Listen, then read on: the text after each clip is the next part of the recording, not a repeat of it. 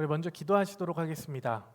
하나님 감사합니다. 이번 한 주간도 우리를 이 성경 묵상의 자리로 주님 이끌어 주시고 우리가 이 배움 과정으로 정말 우리를 인도하여 주신 주님의 은혜를 따라가게 하시니 너무나도 감사를 드립니다. 바쁜 우리의 삶이지만 그 가운데서 주님의 말씀을 보게 하신 것 또한 이 시간 너무나 감사를 드립니다. 우리가 이 말씀 가운데 이 말씀을 배우고 듣고 또 느끼는 모든 것들을 주님의 말씀으로 여길 수 있도록 주님 인도하여 주시고 우리의 인생의 모든 삶이 하나님께 소망을 두고 살아갈 수 있는 우리의 귀하고 복된 인생 될 수 있도록 주님께서 함께하여 주시옵소서. 모든 것 주님께 맡겨드리오며 사랑이 많으신 우리 주 예수 그리스도의 이름으로 기도드렸습니다. 아멘. 네, 안녕하세요. 네, 일주일 동안 잘 지내셨나요? 어떻게 지내셨는지 궁금하네요. 또 묵상의 자리, 여러분 시간과 장소 잘 구별을 하셨죠? 우리는 지난 시간까지 첫째 시간에는 묵상의 정의, 그리고 그 다음 시간에는 묵상의 방법 및 순서에 대해서 함께 우리가 나눠보았습니다.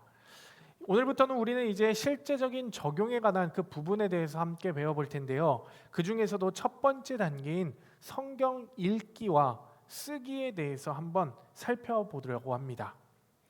묵상이라는 것은 우리가 분주한 삶에 끌려다니는 것이 아니라 나 스스로가 얼마간의 시간을 명확히 딱 정해놓고 하나님께만 온전히 집중하며 나아가는 그 시간이 바로 묵상의 시간입니다. 얼마나 그 시간이 짧고 얼마나 기냐가 중요한 게 아니라 지난 시간에 제가 말씀드렸듯 가장 먼저 우리의 삶 속에서 시간과 장소를 구별해서 그 묵상의 자리를 만들어 나가는 것, 이것이 가장 중요하다고 말씀드렸죠. 우리에게 이 말씀에 힘이 있어야 험난하고 어려운 이 세상을 이길 힘이 생기며 또 어떠한 고난과 어려움이 와도 우리가 영적인 힘을 갖고 싸울 수가 있을 겁니다. 비유해보자면 묵상이라는 것은 먹는 것과 큰 관계성을 가지는 것 같기도 합니다. 오늘날 가장 흔한 성인병 중에 하나가 당뇨죠, 당뇨. 그 중에 많은 의사들이 이 당뇨를 불러일으키는 식습관 중에 하나를 빠르게 음식을 먹는 것, 급하게 음식 먹는 거라고 이야기합니다. 빨리 음식을 먹다 보니 씹지를 못하고 그렇게 식습관의 악순환을 계속 지적을 하면서 나아가는데 좌우지간 이 급하게 먹는 이 식습관을 지적한다는 거죠. 그런데 뭔가 이 하나님의 말씀 또한 마찬가지라는 겁니다. 말씀을 우리가 꼭꼭 씹어 먹는 것이 중요한 원리라는 거죠. 그동안 우리가 말씀을 쉽게 듣기만 했는데 후다닥 그냥 우리가 읽기만 했는데 이제는 개개인이 그 말씀을 꼭꼭 씹어 먹을 수 있도록 말씀 묵상을 하는 과정이 여러분들 그리고 저와 여러분들 가운데 필요하다는 겁니다.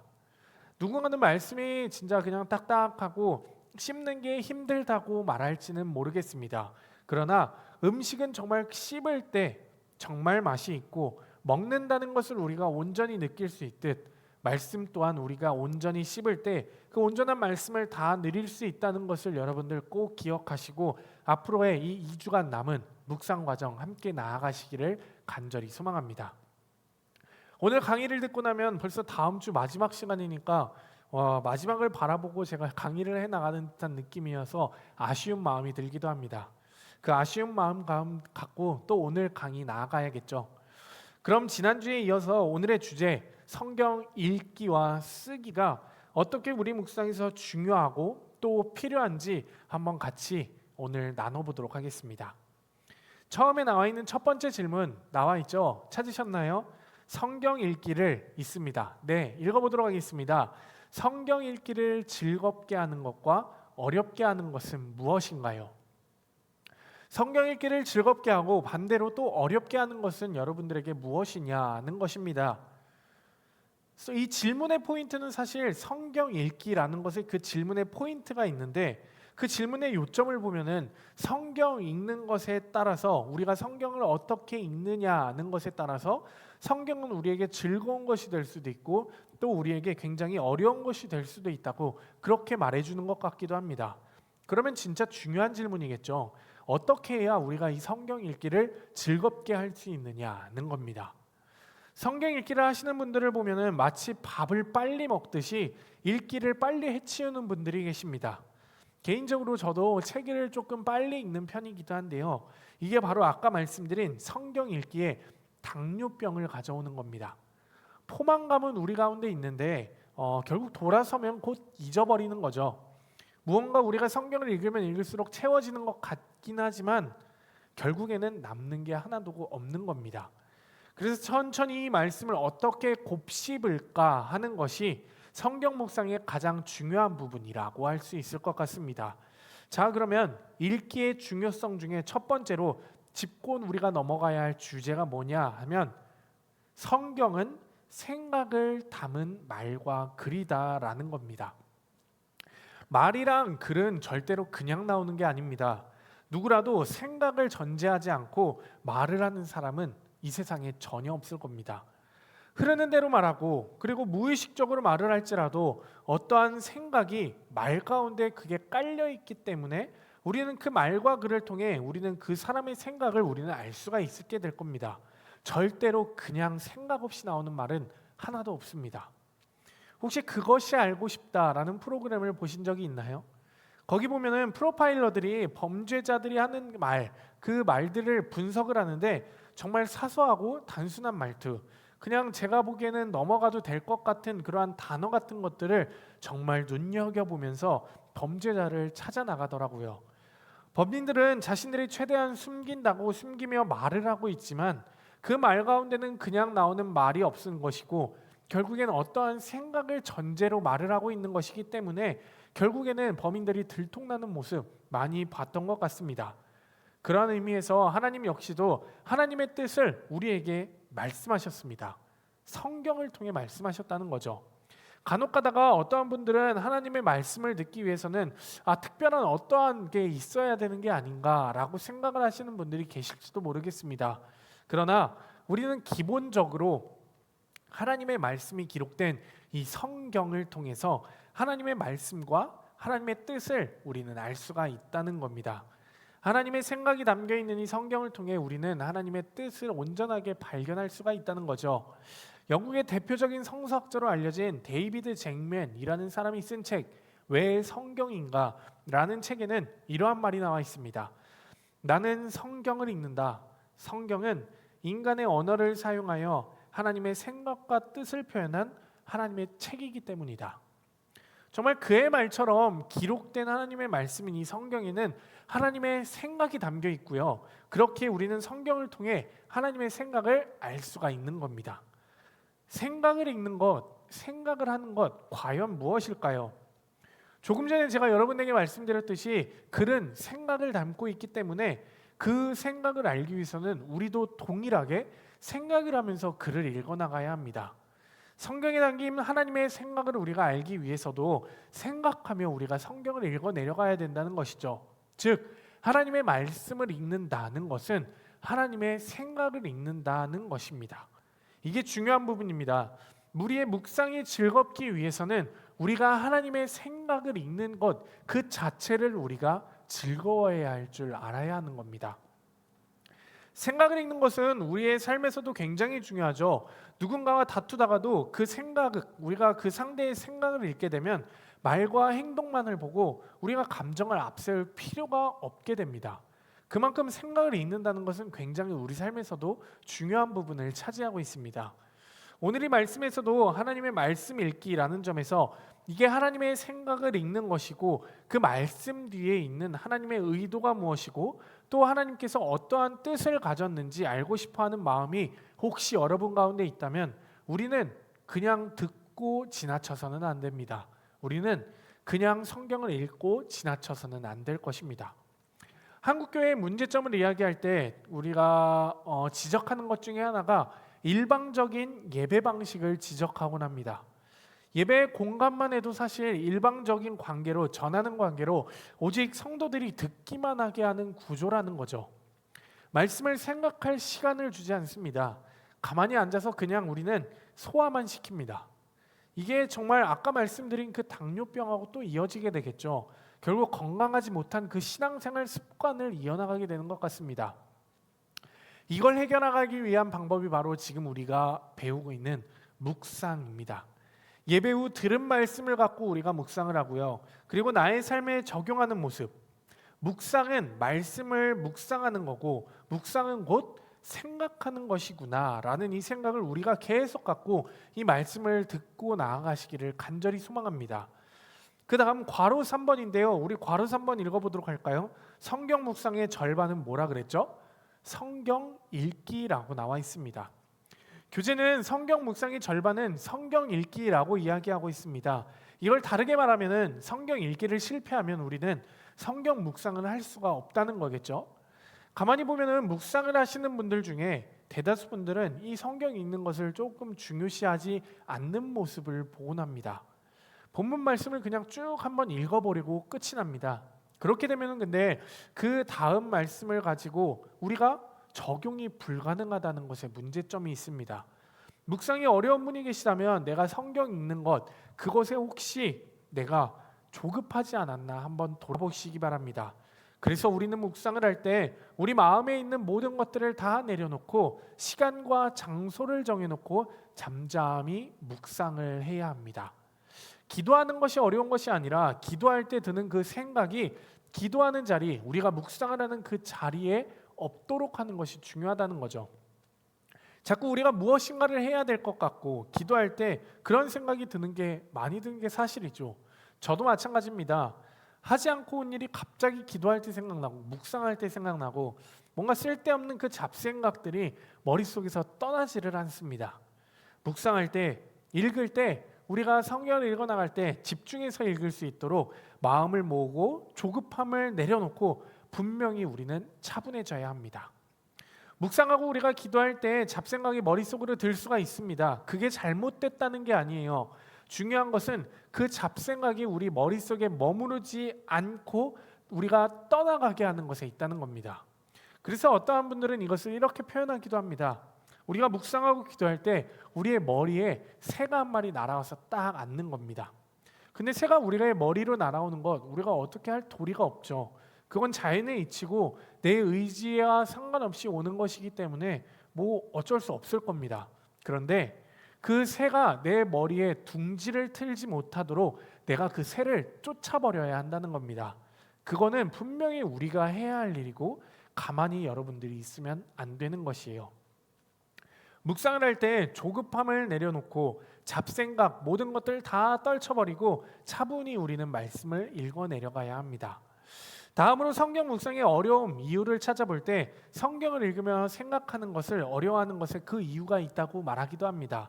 이건 사실 우리 한국교회 목회자들의 그 책임이 굉장히 크다고 할 수가 있는데요. 무슨 말씀이냐면 교인들로 하여금 생각하는 것을 못하게 했다는 것에 그 의미가 있다는 겁니다. 아까 말씀드리기도 했는데 한때 설교를 들을 때 설교자들이 무엇을 적냐며 적는 사람들을 통해 무엇을 적냐며 그냥 성경을 하고 성경 그냥 덮어놓고 그냥 그대로 전하는 말씀을 믿으라고 했던 사람들이 꽤 많이 있었습니다. 뭔가 제가 극단적으로 좀 말씀을 드린 것 같기는 한데 설교자들이 이 말을 할 때 어떠한 말을 가지고 어떠한 의미를 가지고 했을지는 짐작은 갑니다. 그게 순종의 의미는 분명히 있겠지만 진짜 학생이라고 하면 생각하면서 공부를 하는 것입니다. 생각을 하면서 내가 무엇을 좋아하는지 이 과목은 왜 공부해야 되는지 분명히 알아야 되는 건데 그저 주입식으로 공부하다 보니 결국에는 마치 대학에 가서 진로를 정하지 못하고 그냥 놀기만 하는 그러한 모습을 가진 묵상을 우리가 하게 되었다는 거죠. 대화의 핵심이 생각하고 경청하는 것이듯 성경 읽기의 핵심은 정독입니다. 정독. 지난주에 강의를 들으시던 것처럼 천천히 그리고 꼼꼼히 그리고 반복해서 읽으신다는 것 기억하시죠? 성경 읽기는 성경 묵상에서 가장 큰 비중을 차지하는 부분이며 그만큼 가장 많고 오랜 부분 훈련하는 부분이기도 합니다. 성경 읽기가 가장 어렵고 힘든 부분이 바로 여기 있는데요. 그래서 그만큼 성경 읽기가 우리에게 중요하다고 하는 것 같아요. 그래서 바른 성경 읽기가 바른 성경 묵상으로 이어질 수밖에 없는 것입니다. 그렇다면 이제 실제적인 방법 한번 우리가 살펴보도록 하겠습니다. 이건 곧 성경 묵상에서 성경을 어떻게 읽을 것이냐 하는 것인데 지난주까지는 천천히 그리고 꼼꼼히 반복해서 라고 말씀드렸죠. 근데 오늘은 가장 먼저 한 가지가 더 추가됩니다. 바로 첫 번째, 소리내서 읽으라는 것입니다. 천천히 우리가 꼼꼼히 읽되 거기에 더해서 소리 내어서 읽어야 합니다. 저도 그렇기는 한데 우리가 보통 성경을 읽을 때 소리 내어 읽지 않고 그냥 눈으로 읽으며 나아가죠. 근데 사실 이게 읽기의 습관에서 보면 그렇게 좋은 습관은 아니라고 이야기를 하고 있어요.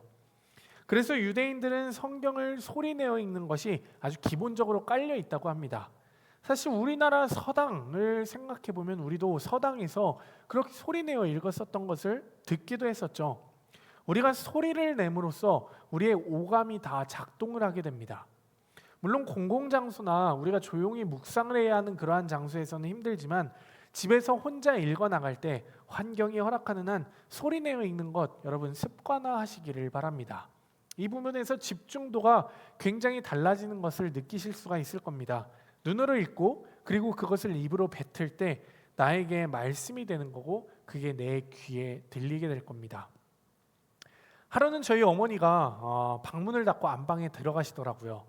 그리고 그 안에서 중얼중얼 무슨 소리가 계속 들려서 제가 문을 열고 들어가서 보니 어머니가 소리 내어서 성경을 읽고 계셨습니다. 그래서 그때 제가 왜 굳이 소리를 내서 성경을 읽으냐고 여쭤보니 어머니 말씀으로는 집중도가 달라진다고 하시더라고요. 그리고 놓치는 글자가 하나도 없어서 좋다고 하셨습니다.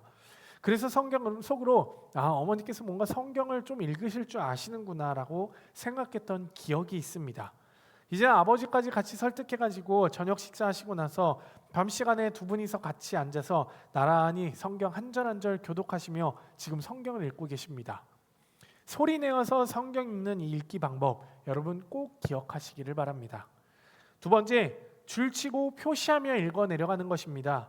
자기만의 그 형광펜 혹은 펜으로 줄을 치고 표시함으로 성경이 딱 정리가 되겠죠. 처음에는 저는 책에 뭔가 낙서를 하거나 책을 꾸기거나 뭐 이렇게 하는 것을 제가 좋아하지 않아서 저도 아무런 표시가 없이 성경을 그대로 읽어 내려갔는데 후에 사실 다시 읽을 때 그 본문을 보니까 그 본문 말씀이 낯설게 느껴지는 경우가 꽤 많이 있더라고요. 그래서 그 뒤로는 저도 성경에 밑줄을 치기도 하고 조그맣게 그 옆에 메모를 해놓기도 합니다. 스스로 말씀을 소화시키고자 하는 그 무언가가 있는 것이죠. 이젠 저에게도. 여러분 묵상이라는 것은 눈으로 하는 게 아니라 손으로 해 나가는 것입니다. 밑줄을 치며 표시하고 읽는 이 습관은 반복되는 단어나 중요한 지리 아니면 인물의 말과 감정 표현 그 문장의 특성을 발견하는데 여러분 아주 큰 도움이 될 것입니다. 세 번째는 읽을 때 왜? 라는 질문이 나오는데 그 질문을 적극적으로 하면서 읽어내려가는 것입니다. 이건 왜 그럴까? 굳이 왜 이렇게 말씀하셨을까? 어떠한 의도로 말씀하셨을까 하고 생각을 하고 그것을 기록하며 읽어내려가는 것이죠. 질문을 한다는 것은 내용 파악과 동시에 왜 그러지 하고 우리의 생각의 장을 넓혀나가는 것입니다. 왜라는 그 질문을 통해 단순히 우리가 읽기에서 뛰어넘어서 성경의 이야기들이 이제 나의 사고와 연관이 되기 시작하는 것이죠. 외부에서 가져온 그 이야기가 질문을 통해서 우리가 이제 본문에 관심을 갖고 나의 사고와 나의 삶에 이제 연관이 되기 시작하는 그 시작점이 바로 왜라는 질문이 될 겁니다. 질문을 우리가 스스로 하지 않았다면 그냥 지나갈 것들이었지만 우리가 질문을 왜라고 함으로써 우리는 성경 말씀 앞에 조금 더 머무르게 될 것입니다. 묵상학교에 참여하시는 모든 분들 읽기라는 것이 그냥 우리가 눈으로 읽는 것이 아니라 천천히 소리내어 읽고 그리고 줄을 치면서 읽어내려가고 표시하며 읽고 그리고 마침내 질문하고 기록하는 그 습관을 가지시기를 바랍니다. 이렇게 우리가 성경을 읽고 또 읽어내려가면 두세 번 우리가 성경을 읽었을 때 뭔가 조금 다르다라는 것이 여러분 느껴지실 겁니다. 별거 아닐 것 같은 이 조그만 습관들이 생기면 뭔가 성경을 읽는 것이 이제 전과 같지 않고 다르게 느껴질 것입니다. 이제 이 성경 묵상을 위한 세 가지 읽기 실습을 한번 다루어 보도록 하겠습니다. 책을 보니까요 외면적, 내면적 그리고 묵상적이라는 세 가지 읽기 방법이 있는데 가장 먼저 우리가 읽으면서 외면적인 부분, 즉 팩트, 사실적인 부분을 파악해 보는 것입니다. 영적인 의미를 우리가 읽자마자 꺼내보는 건 쉽지 않을 겁니다. 그래서 처음에는 가장 말씀 가운데 눈에 보이는 것들, 그 사실들을 파악해 보는 겁니다. 문장의 주어와 동사를 파악해보고 사건이 펼쳐지는 시간적이고 공간적인 그 배경을 파악하는 겁니다. 우리는 본문을 이해하기 위해서는 우리가 잘 살펴야 하는 줄 믿습니다. 상상하거나 우리가 추론하기 전에 그저 그 말씀, 이 성경 말씀 가운데 있는 그 말씀을 사실 그대로를 보아야 한다는 거죠. 먼저 본문에 등장하는 인물들이 어떠한 상황인지, 어떻게 반응을 하고 있는지, 본문에 나타나 있는 사건의 때와 그 장소 등을 찾을 수 있는 대로 찾은 뒤에, 그리고 나서 이 전체 내용의 줄거리를 우리가 정하는 것입니다. 이때 본문 맥락을 우리가 염두에 두고 있는 것 또한 중요하겠죠. 단어는 문장과 문맥을 통해서 이해할 때 온전해지기 때문입니다. 지난주에도 제가 말씀드리기도 했는데요. 문맥과 상관없이 우리가 특정 몇몇 단어에 집착하다 보면 자칫 우리는 성경을 잘 이해하지 못하고 어쩔 때는 주술문과 같이 우리가 그냥 읽어 내려갈 때도 분명히 있을 겁니다. 그래서 이 과정은 사실 우리에게 조금의 과정, 그 지식의 과정이 필요하기는 합니다. 그래서 우리가 매일 성경에 보면은 왼쪽에 뭔가 설명이 나와 있는 그러한 스팟도 있기도 하고요. 이걸 보면 우리가 어느 정도 알 수 있기도 하고, 또 친절하게 새로운 설명, 새로운 성경으로 우리가 들어갈 때에는 맨 앞장에 그 성경을 요약해서 설명해주는 매일 말씀의 그 페이지가 있기도 합니다. 배경, 그리고 역사 등등 그 성경에 대한 기본적인 설명을 해주고, 또 우리 교회에서는 아주 좋은 말씀 탐구 생활이라는 그 양육 시간도 있죠. 좌우지간 이러한 노력으로 우리는 성경의 외면적인 부분, 팩트를 체크할 수가 있는 겁니다. 두 번째로는 내면적 읽기입니다. 드러난 것이 아니라 안에 있는 이면을 파악하는 겁니다. 다른 말로 하면 이 말씀을 쓴 동기를 우리가 파악하게 되는 것인데요. 이것은 저자의 의도를 생각하며 우리가 읽는다고 하죠. 본문에는 글로 기록되어 있지는 않지만 본문의 내용을 바탕으로 추론할 수 있는 것들을 우리가 읽어내려가는 겁니다. 등장인물의 말이나 행동이나 동기나 심정 등을 생각하며 우리가 읽어내려가죠. 조금 더 구체적으로 제가 말씀드리면 어떠한 외면적 일기로 알게 된 그 팩트의 내용들을 우리가 통해서 저자는 어떠한 마음으로 이 글을 쓰고 이 말을 했겠구나. 이러한 메시지를 당시 사람들에게 이렇기 때문에 전하고 싶어 했겠구나라고 우리가 생각을 하게 되는 겁니다.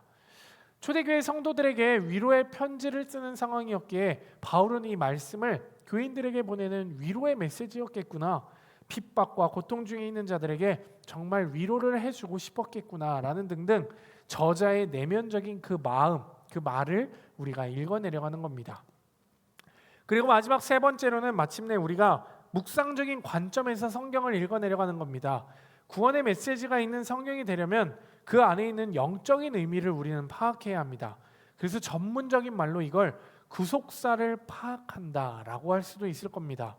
지난 시간에 얘기했던 것처럼 하나님은 어떠한 분이신지, 그리고 더 나아가서 그 하나님은 나에게 어떤 분이고 어떠한 교훈을 주는지 그 적용점까지 우리가 나아가야 합니다. 여러분, 우리는 성경을 읽을 때 사실 최대한 낯설게 읽는 게 가장 좋은 것 같아요. 이게 무슨 말씀이냐 하면은 우리가 알고 있는 그 성경의 선입견이 우리가 묵상을 하는 그 묵상의 자리를 방해할 수도 있다는 겁니다. 묵상을 하는데 하루는 굉장히 익숙한 본문이 나오는 날이 있겠죠. 정말 유명한 성경 구절이 나타나면서 이거는 내가 아는 성경 구절이야 라고 하지만 그 동시에 어떠한 방향으로 우리가 묵상을 해야 될지 머릿속으로 그게 스쳐 지나가지 않느냐라는 겁니다. 이 말씀은 이 말씀을 하는 거야 라고 그렇게 무의식적으로 지나가지 않느냐는 거죠. 익숙한 본문이라고 할지라도 처음 읽는 것처럼 모든 갖고 있는 그 선입견을 다 내려놓고 읽으시기를 바랍니다. 그리고 반복해서 읽어내려가며 본문에 여러분들 질문을 던져보시기 바랍니다. 우리가 성경 읽기라는 것을 다시 정리해보면 읽기 너무나도 중요합니다. 우리가 읽는 과정에서 천천히 소리내어서 읽고 줄치고 표시해서 읽고 질문하고 기록하며 읽는 겁니다. 읽는 것이 곧 이것을 생각하는 것이고 이것이 중요하다는 것, 여러분 이 챕터를 통해서 반드시 기억하며 넘어가시기를 바랍니다. 자, 그렇다면 우리 이제 읽기를 다 했으면 쓰기로 넘어가야겠죠. 쓰기라는 것은 히브리 말로 자카르라고 하는데 여기는 두 가지 뜻을 내포하고 있습니다. 먼저는 write down이라고 기록한다라는 의미죠. 성경을 보면은 하나님의 말씀을 순종하는 마음으로 기록하며 써내려가야 한다는 것이 바로 이 자카르입니다.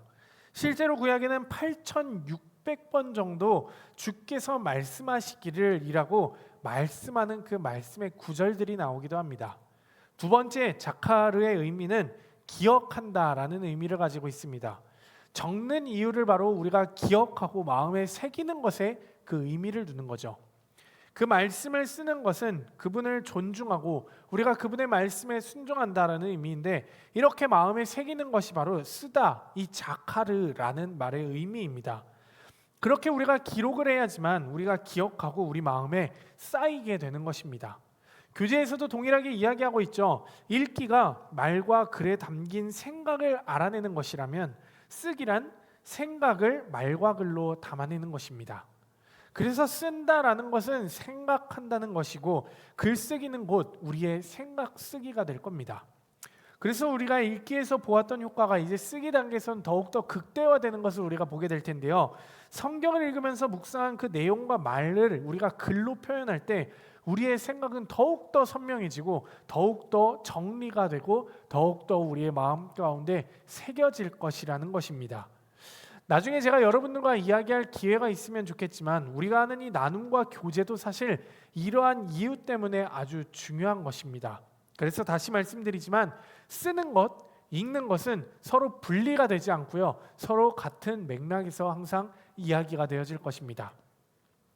설교자의 입장에서 사실 보면 설교를 준비하면서 가장 좋은 이유 중에 하나가 바로 여기 있습니다. 설교를 준비해 본 사람만이 아는 특권이라면 이 특권이라고 할 수 있는데요. 저는 제가 설교를 준비하면서 묵상한 것들을 글로 끄적입니다. 그리고 이게 설교를 준비하는 저만의 첫 번째 단계인데요. 이때 이제 제가 글을 쓰게 되면서 설교문을 점점 쓰고 읽어내려가면서 준비하게 되면서 은혜가 되는 순간들이 정말 한두 번이 아닙니다.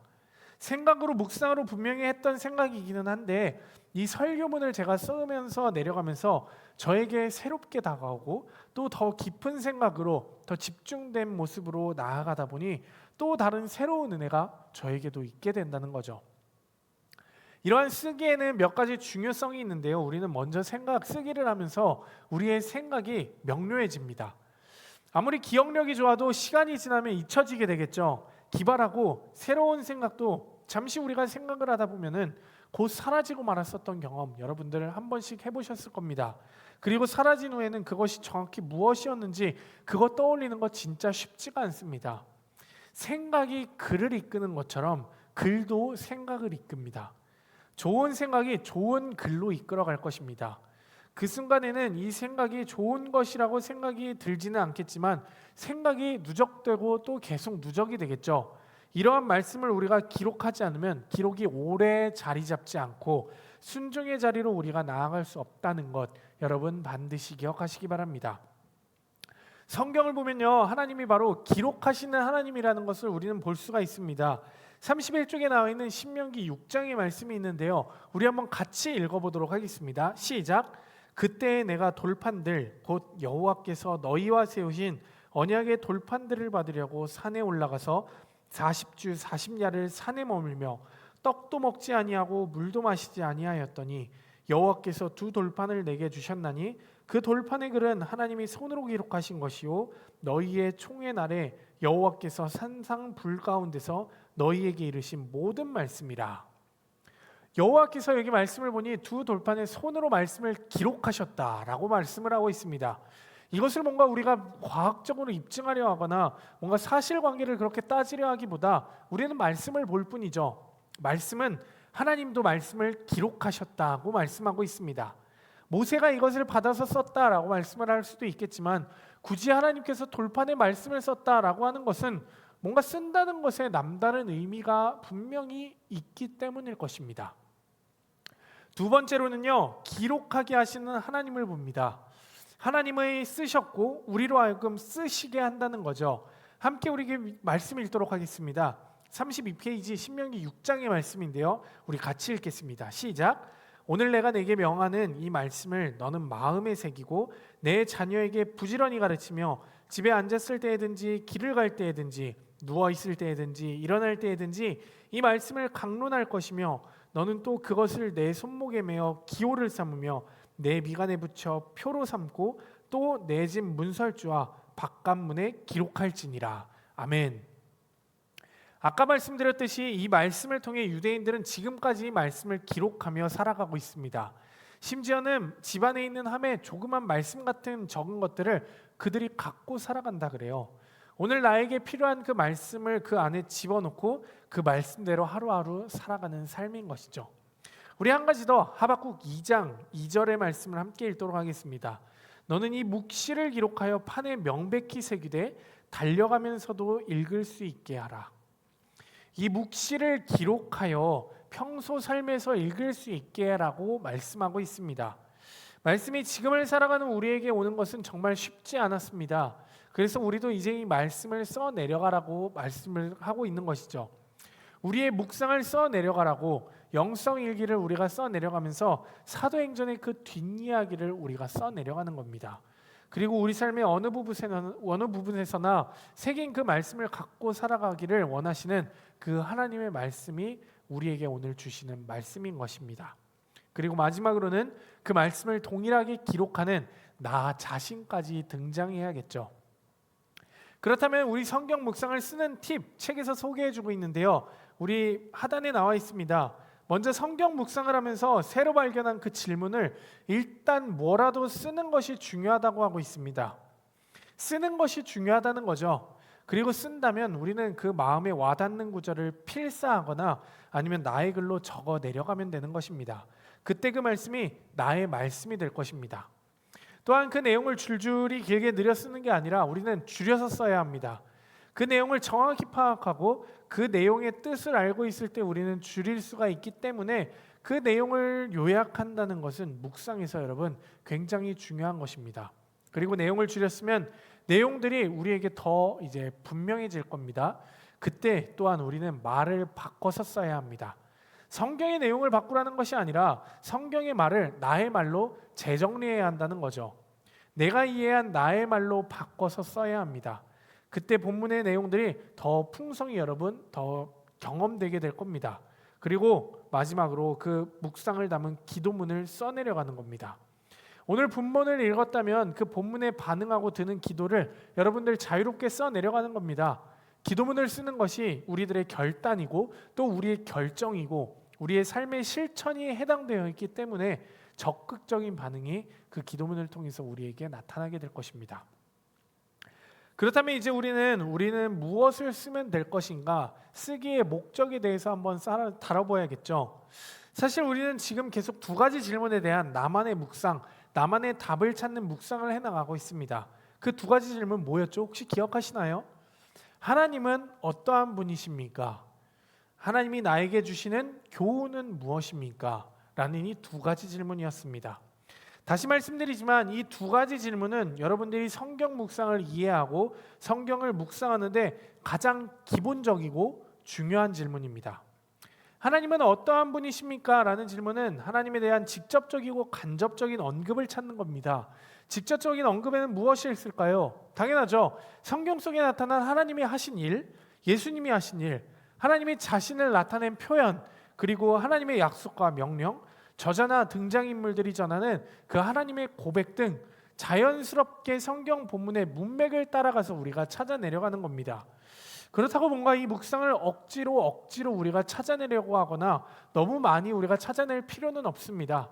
그저 말씀에 나타난 하나님의 뜻과 그 의지에 우리가 집중하면서 소위 하나님의 마음에 우리가 공감하는 묵상을 하면 여러분 어렵지 않게 찾으실 수가 있을 겁니다. 또 한 가지는 하나님의 숨은 뜻을 찾아야 합니다. 이것은 간접적인 언급이겠죠. 하나님의 숨은 뜻을 찾는다는 것은 직접 드러나지는 않지만 섭리 속에 드러난 하나님의 일하심을 보게 됩니다. 예를 하나 들어볼까요? 룻기 2장 3절에서 4절 말씀입니다. 우리 같이 읽어보도록 하겠습니다. 룻이 가서 베는 자를 따라 밭에서 이삭을 줍는데 우연히 엘리멜렉의 친척 보아스에게 속한 밭에 이르렀더라. 마침 보아스가 베들레헴에서부터 와서 베는 자들에게 이르되 여호와께서 너희와 함께 하시기를 원하노라 하니 그들이 대답하되 여호와께서 당신의 복 주기를 원하나이다 하니라. 말씀에서 진하게 표시된 부분이 있는데 혹시 발견하셨나요? 우연히라는 말씀과 마침이라는 말씀이었습니다. 룻과 그의 시어머니에 대한 우리 나오미에 대한 이야기 여러분들 잘 아실 겁니다. 그들은 이제 모압 땅에서 막 돌아왔기 때문에 사실 농사를 지을 것이 없는 상황이었습니다. 이 두 사람은 더군다나 남편도 없었기 때문에 외로운 과부들이었죠. 자식도 없었습니다. 더욱이 룻은 모압 여인이었기 때문에 사람들과도 어울리지 못하고 더욱더 외로웠죠. 누군가의 도움이 없이는 살기 어려운 사람들이었습니다. 그래서 룻은 먹고 살기 위해서 밭에 나가서 이삭을 줍고 마음 먹고 이제 시어머니에게 청하게 됩니다. 어머니, 제가 나가서 이삭을 줍겠습니다. 누군가 나에게 잘하는 사람이 있으면 그를 따라서 제가 가서 이삭을 주워오겠습니다. 룻은 이제 나오미의 허락을 받고 이삭을 주우러 밭으로 나왔습니다. 룻의 관심은 오로지 땅에 떨어진 그 이삭만을 줍는 것에 있었죠. 누구의 밭에서 이삭을 줍느냐는 것은 우리 이 룻에게 전혀 문제가 되지 않았을 겁니다. 룻이 생각지도 않았을 것이고요. 그런데 룻이 추수하며 일꾼을 따라다니며 이삭을 줍게 된 곳이 어디라고 하죠? 바로 그의 시아버지 엘리멜렉과 아주 가까운 친척인 보아스의 밭이었습니다. 눈을 여겨보다가 그 땅을 우리 룻이 들어간 게 아니었죠. 다시 말씀드리지만 룻에게는 이삭을 줍는 것 외에는 그 외의 것 안중에도 없었습니다. 그런데 애초부터 룻이 전혀 의도하지 않았던 일이 시작되게 되죠. 성경은 이러한 전개를 아까 저희가 읽었었던 3절처럼 표현하고 있습니다. 우연히 마침. 우연히 마침이라는 이 단어는 사실 사람의 입장에서 표현해서 쓴 것입니다. 하나님 편에서 볼 때 절대 룻은 우연히 보아스 밭에 간 것이 아니었고 운이 좋아서 그렇게 일이 흘러간 것이 아니었습니다. 100% 하나님의 계획에 의해서 그렇게 인도가 되어진 것이죠. 말씀 한 부분 우리 더 보도록 하겠습니다. 열왕기상 22장인데요. 같이 읽어보도록 하겠습니다. 한 사람이 무심코 활을 당겨 이스라엘 왕의 갑옷 솔기를 마친지라. 왕이 그 병거 모는 자에게 이르되 내가 부상당하였으니 저녁에 이르러 죽었는데 상처에 피가 흘러 병거 바닥에 고였더라. 아합 왕 주인공인데요. 아합 왕은 이스라엘 역대 왕 중에서 정말 가장 악하기로 소문난 사람이었습니다. 그래서 하나님께서는 이 아합 왕을 전쟁 가운데서 죽이기로 작정하셨죠. 그리고 아람 나라와 전쟁을 하게 됩니다. 그런데 이 치열한 전쟁을 하고 있을 때 한 사람이 무심코, 다시 말해서 우연히 화살을 딱 쐈는데 그것이 아합 왕 갑옷 사이를 맞추었다는 겁니다. 그리고 그는 부상을 그때 입었고 전쟁이 너무 치열하여 부상을 입은 채로 싸우다가 피를 너무 많이 흘려 말씀대로 죽게 되었죠. 적군이 무심코 화살로 아합 왕을 맞춘 것처럼 보이는 본문 말씀이지만 그것은 하나님이 그렇게 작정하신 소위 필연이었습니다. 룻의 이야기나 아합의 이야기나 하나님이 직접적으로 언급을 되고 있지는 않지만 역사와 사건 뒤에 숨어 계신 그 하나님을 느낄 수 있는 본문의 묵상이라는 것이 제가 여러분들에게 말씀드리고 싶은 내용입니다. 그리고 그렇게 발견했으면 이제 하나님에 대한 반응을 우리가 써보는 것입니다. 우리의 고백으로, 감사와 회개로, 또 간구와 결단으로 써보며 내가 묵상한 하나님 앞에서 나는 어떠한지 비로소 서게 되는 것이죠. 이게 바로 하나님은 어떠한 분입니까? 라는 질문에 대한 우리의 대답이 되어야 할 것입니다. 두 번째로는 하나님이 나에게 주시는 교훈에 대한 질문입니다. 성경 속 등장인물들의 모습을 보면서 하나님이 나에게 원하시는 모습이 무엇인가, 어떠한 모습을 기대하실지 우리는 찾아볼 수 있습니다. 이것은 성경 말씀의 사건 결과를 통해서도 정해질 수 있고 직접적인 언급을 통해서도 우리에게 말씀할 수도 있습니다. 또한 본문을 보면서 새롭게 깨닫거나 고쳐야 할 것들이 생기기도 하고 성경의 인물 상황들을 통해 나를 돌아보게 하시기도 하고 내가 하나님께 어떻게 반응을 해야 하는지, 내가 어떠한 사람이 하나님 되시기를 원하는지, 하나님께서 원하는지 우리가 보아야 하는 질문이라는 거죠. 예를 들면 이런 겁니다. 성경 속 아브라함의 모습을 통해서 우리는 온전히 이해할 수 없는 하나님의 명령에 순종해야 함을 배우기도 하고요.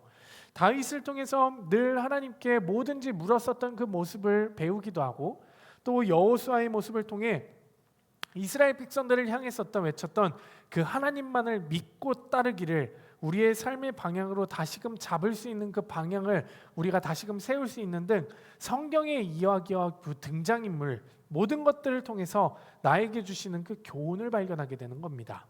마지막으로는 기도를 쓰는 겁니다. 하나님은 어떠한 분이고 어떠한 교훈을 주셨는가를 떠올리며 기도문을 적어내려가는 겁니다. 성경에 나오는 사람들의 모습과 상황을 살펴보면서 내가 오늘 어떻게 결단하고 실천할지를 기도문에 담아보는 과정, 여러분 잊지 마시기를 바랍니다. 네, 오늘 우리는 성경 묵상의 읽기와 그리고 성경 묵상의 쓰기에 대해서 다뤄보았습니다. 뭔가 오늘의 내용들이 자꾸 반복이 되는 것 같고 같은 것들을 제가 여러분에게 강조하는 것 같은데요. 그만큼 성경 묵상이라는 것들이 서로가 서로 연결이 되어 있고 그리고 같은 맥락에서 묵상을 한다는 것 우리가 알게 된 것 같습니다. 읽기를 하면서 우리의 익숙함을 벗어나 낯설음과 천천히 새로움으로 하나님의 뜻과 하나님의 마음을 아는 그 마음으로 여러분 이 본문을 읽어내려 가시기를 바랍니다. 그리고 읽으셨다면 그 내용들을 기억하고 쓰시며 하나님의 뜻에 우리가 어떻게 결단하고 어떻게 행동할지를 잘 확인하고 삶으로 잘 살아내시는 여러분들 되시기를 간절히 소망합니다. 여러분 이제 그 다음 페이지를 넘겨보면 여호수아와 마가복음 말씀으로 함께 묵상을 해보는 순서가 있는데요. 제가 함께 따로 하지는 않으려고 합니다. 오늘 강의가 끝난 후에 여러분 충분히 묵상해 보시고 시간이 모자르시다면 더 오래 자리에 앉아서 해보셔도 좋으니까 자유롭게 묵상해 보시고 거기에 적어 보시도록 하겠습니다. 정답은 없으니까 우리가 배운 묵상의 방법대로 기억나지 않으시면 앞을 찾아보시면서 자유롭게 꼭꼭 두 가지 여호수아와 마가복음 묵상해 보시기를 바랍니다. 처음 시작 준기성 묵기살입니다. 기도하시겠습니다. 하나님 말씀을 따라가게 하시고 겸손한 마음으로 우리가 주님의 말씀을 묵상하게 하시니 감사드립니다. 짧은 이 시간이지만 이 시간을 구별해 드리는 우리에게 주님의 귀한 말씀 주시는 줄 믿습니다. 아직까지 우리의 삶에 큰 변화가 없다고 할지라도 서서히 드러나는 주님의 역사, 그 은혜의 역사가 우리 가운데 있게 하시고 우리가 또 그것을 바라보며 더 큰 은혜의 자리로 인도될 수 있는 우리 모두가 되게 주님 인도하여 주시옵소서. 세상 가운데 살아갈 때 지치지 않게 하시고 말씀과 묵상의 기쁨이 있는 우리 모두가 되게 하여 주시옵소서. 다음 시간 만날 때까지 기쁨 가운데 거하게 하여 주실 줄 믿사옵고 사랑이 많으신 우리 주 예수 그리스도의 이름으로 기도드렸습니다. 아멘. 그럼 저희 다음 시간에 마지막 시간으로 찾아뵙도록 하겠습니다. 감사합니다.